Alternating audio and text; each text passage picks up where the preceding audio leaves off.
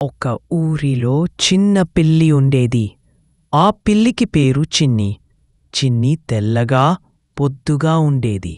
అవునమ్మా, ఎంతో చురుకైన పిల్లి. రోజంతా ఎగిరిపడుతూ ఆడుకుంటూ ఉండేది. కాని చిన్నికి ఒక ఆశ ఉండేది.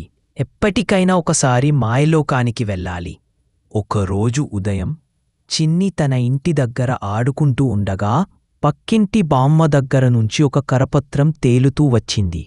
మాయలోకానికి ఆహ్వానం, ధైర్యంగలవారు రండి అని వ్రాయబడింది. చిన్ని ఆశ్చర్యపోయింది. ఇది నిజంగా మాయలోకమంటా? వెంటనే ఆ కరపత్రాన్ని తీసుకొని బామ్మ దగ్గరికి వెళ్ళింది. బామ్మా, ఈ మాయలోకం నిజమా? అమ్మ నవ్వుతూ అంది. ఒరేయ్ చిన్ని, అది నీవంటి ధైర్యవంతుల కోసం మాత్రమే. నువ్వు వెళ్తావా? చిన్ని కళ్ళు మెరిసిపోయాయి. బామ్మ, నేను వెళ్తాను, చూడాలి. బామ్మ ఒక చిన్న బుట్ట ఇచ్చింది. ఇదిగో, ఈ బుట్టలో మధుమాలిక అనే పువ్వుంది. దాన్ని పక్కన పెట్టుకుని నీకు మాయల గమ్యం కనిపిస్తుంది. చిన్ని బుట్టను తీసుకుని అడవిలోకి బయలుదేరింది. అడవి పొడవుగా పొదల మధ్య పయనిస్తూ ఉండగా ఒక గోరింటాకు చెట్టు కింద చిన్న పందిపిల్ల ఏడుస్తూ కనిపించింది. ఏమయ్య నాన్నా, ఎందుకు ఏడుస్తున్నావు అని చిన్ని అడిగింది.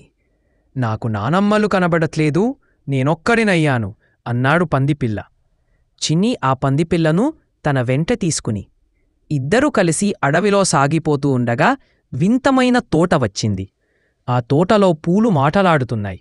హాయ్ చిన్ని, మేము మాయల తోట పూల అన్నాయి అవి. పందిపిల్ల ముచ్చటతో చూసింది.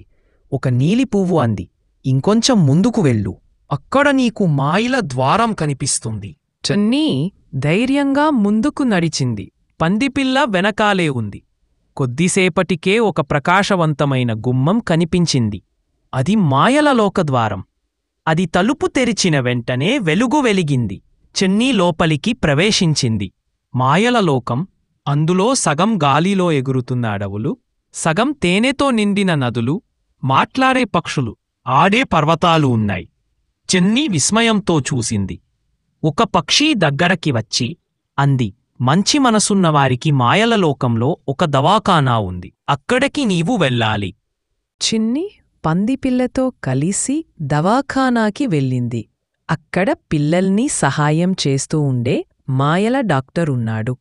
డాక్టర్ ముద్దుగా అక్కున చిన్నిని చూసి అన్నాడు, నీవు నిజంగా మంచి మనసుతో పందిపిల్లకు సహాయం చేశావు. నీ కోరిక నెరవేరుతుంది. కాని మాయల లోకంలో ఎప్పటికీ ఉండలేవు. మనుషుల లోకంలో మంచి పనులు చేస్తూ జీవించాలి. చిన్ని అంగీకరించింది. మాయల డాక్టర్ ఒక మాయగాజు ఇచ్చాడు.